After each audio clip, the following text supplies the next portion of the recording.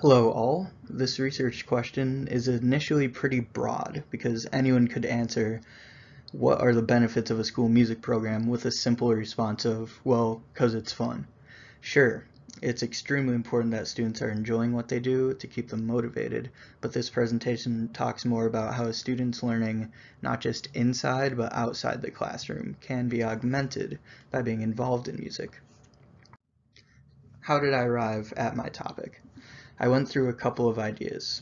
Initially, I thought about doing something with music theory because I was never offered a music theory course. At my high school, AP Music Theory was discontinued due to the lack of students even willing to take it. One of my questions I thought about researching was, should music theory be a required course in high school for band, orchestra, and choir kids? I felt that I would have enjoyed music more if I actually understood what was happening on my sheet music in conjunction with everyone else's parts. I discontinued this topic because I felt as if I was going to hit a wall. It's obvious that music theory would have helped me. It's like saying knowing how to spell will help me be able to read and write better. My second thought was to research, is music dying because of rap? That's a bit extreme because rap is an awesome genre and I like listening to it, and it can be very meaningful, but nowadays with trap rap specifically, there are many issues with it in my opinion, such as some of the language being used, the messages being delivered, and the repetitiveness of it. The same beats, the same triplet flow, and the lack of poeticism. It was such a negative thought, and I just decided not to pursue this topic. I know that there is no concrete evidence that music is dying because of rap. That's ridiculous, and in general, it's just a very subjective topic. So when I arrived at my topic now, I wanted to use some of my own personal experiences because I feel my experience is a bit different. As a kid, I never liked to complete anything, whether it be homework or chores or even simple drawings I started. And not only that, I was still still am a kind of a mediocre student. That's okay. I'm improving. But music was about to be one of the things I gave up on. That's ridiculous. Starting in fourth grade, I chose the clarinet over the baritone because of Squidward. It ended up being that by sixth grade, I was so sick and tired of playing bass clarinet parts in band on the clarinet, I started to stop showing up to morning band rehearsals even though I lived literally 2 blocks from my K through 8 school. My parents and my band teacher talked about this, and the idea of changing instruments came up. I tell this story because that is how I arrived at this topic. I was given the alto saxophone to try in 7th grade, and I stuck with it. What would be different about me if I quit band? What would I have lost by not being in this environment? Through my research, I discovered things about myself now that I never realized before. So I came to the topic of what are the benefits of being in a school music program just outside of the music classroom. I wanted to find out how learning and making music can translate to other subjects and disciplines. I want to find out what the steps are in attaining this. I searched what the student's development through music looked like and how the music teacher can tie music in with life lessons and maturation. A presentation like this could also be used to persuade a school board to increase music program funds and prioritize fine arts. So, how did I find my information? Well, I started on Google Scholar, and unfortunately I was not getting the correct articles I wanted because all of them were locked. So I researched my topic on journal storage on the Roosevelt website. There I could sign in with my account and gain access to all the content.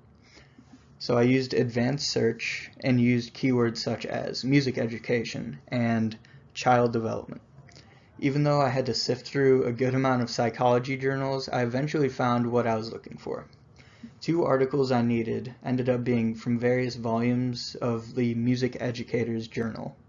I was also getting too many Music Educators Journal results, so I needed to get a different source. That's when I tried the same keywords, but I tried World War II because I wanted to see if there were some talk about music and history. That led me in the wrong direction because the articles I found talked about how music ed has developed after the war. Next, I placed World War II with Shostakovich because I wanted to see if a teacher taught their students about music during the Stalinist era and made that connection. Finally, I replaced that with interdisciplinary to see how teachers were able to tie music in with other subjects. That is how I found my third and final source from Middle School Journal. So these three sources allowed me to get going on this presentation. My first source is from the Music Educators Journal entitled Child Growth and Development Through Music, written by Janice Schroeder, whom I could not find any information about. This article talks about the stages of musical growth from infancy to childhood, with everything in between. She quotes a distinguished author of many music education books, James Mersel, "No essential distinction, in principle, between elementary and secondary levels. The determining reality is the continuous musical and personal growth of the child." So music does not just stop after high school for non-music majors. Music does not go away. Not only does music not go away, life's problems won't either.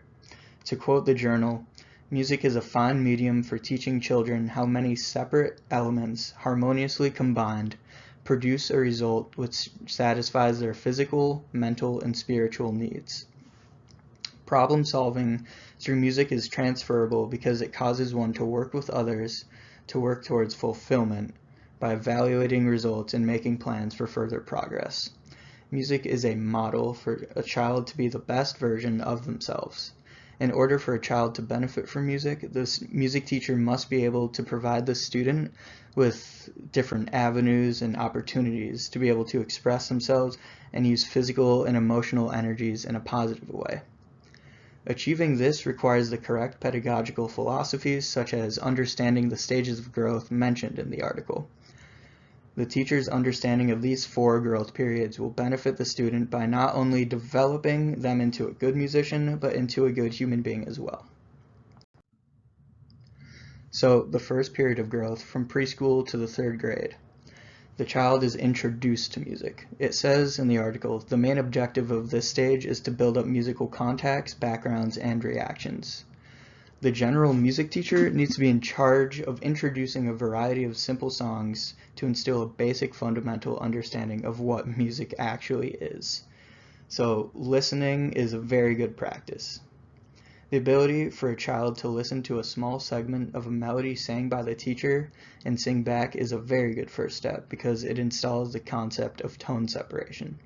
The young student, being a very untrained musician by no fault of their own, will not understand what an interval is. They don't know what a major third is and a perfect fifth.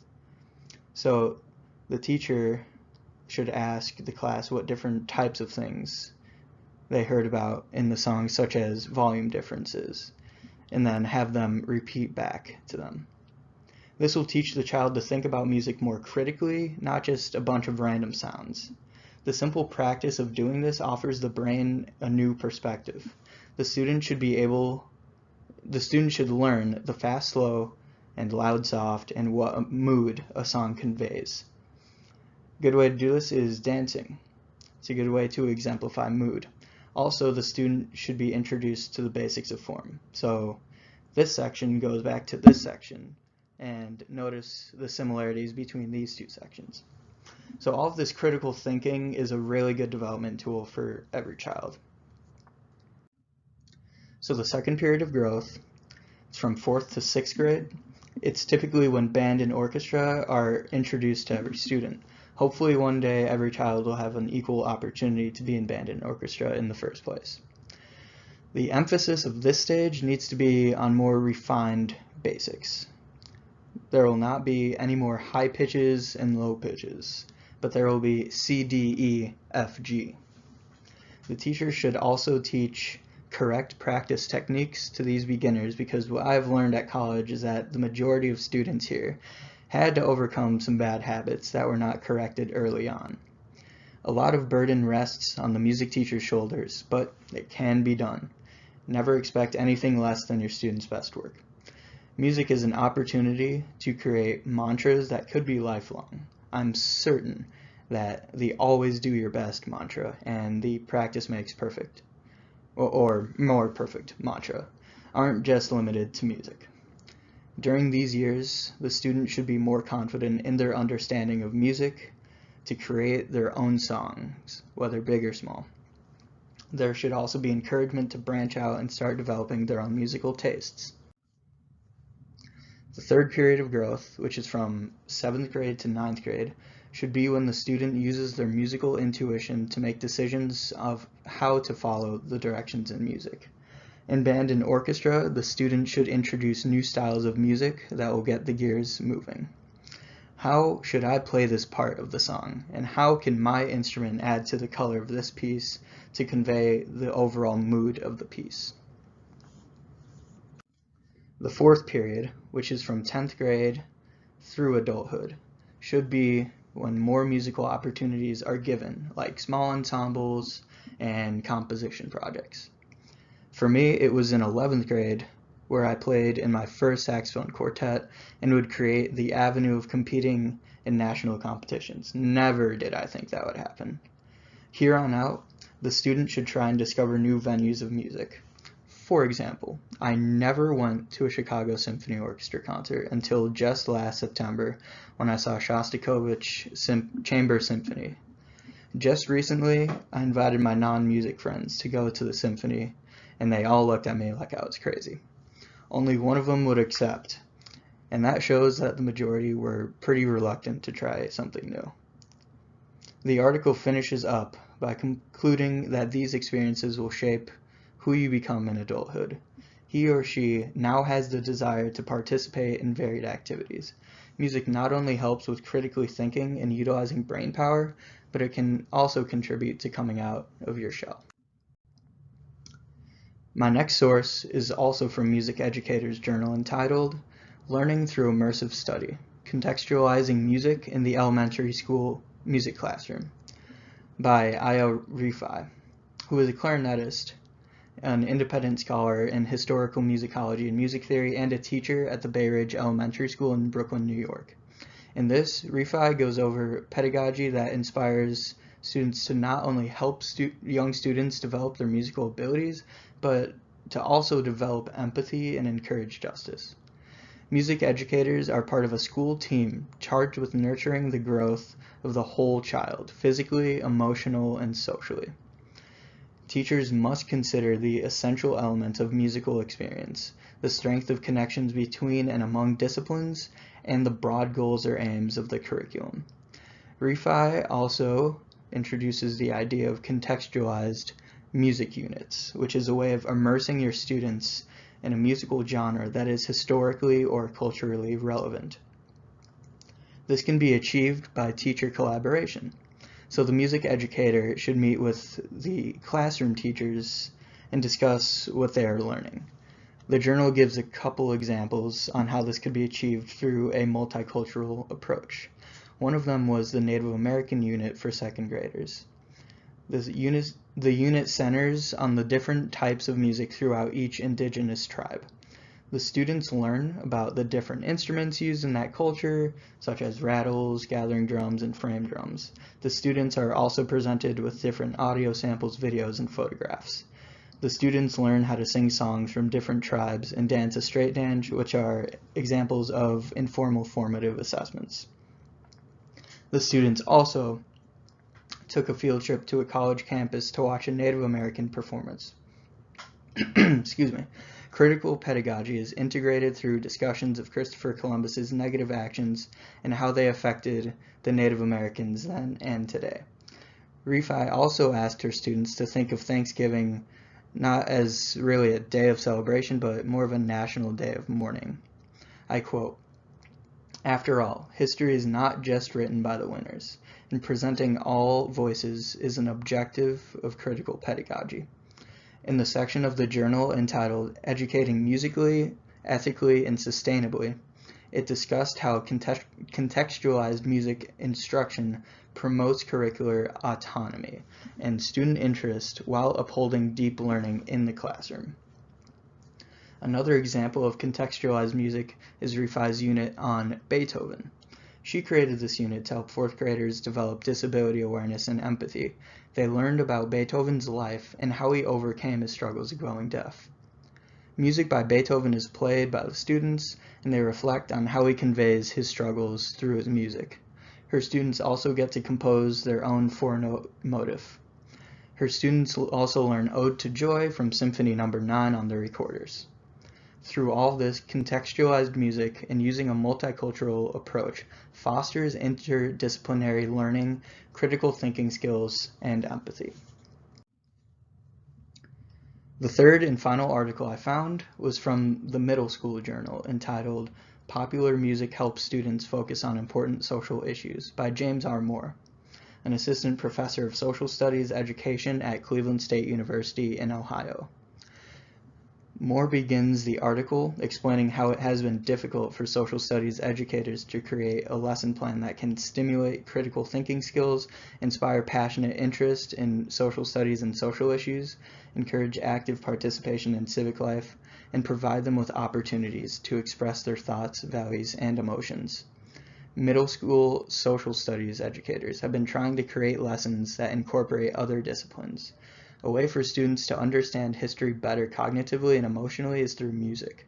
Moore creates an activity where the students listen to We Didn't Start the Fire by Billy Joel. I like Billy Joel a lot, and I like You May Be Right, Piano Man, and Vienna.